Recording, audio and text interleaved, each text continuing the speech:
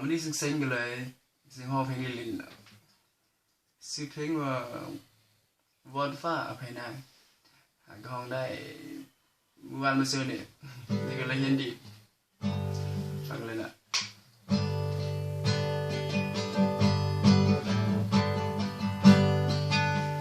อย่านำฝนลงมาจากฟ้าแต่อย่าน้ำตาไหลมาจากหัวใจ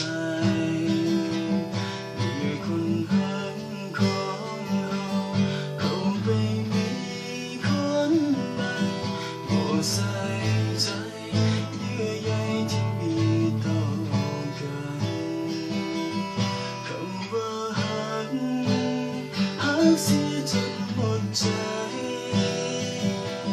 ต้องสลายกลายเป็นดังความฝัน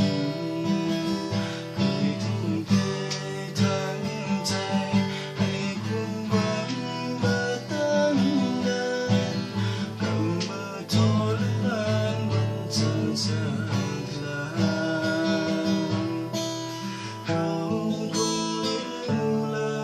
ยที่เคยสาบานต่อฟ้าภายในเพี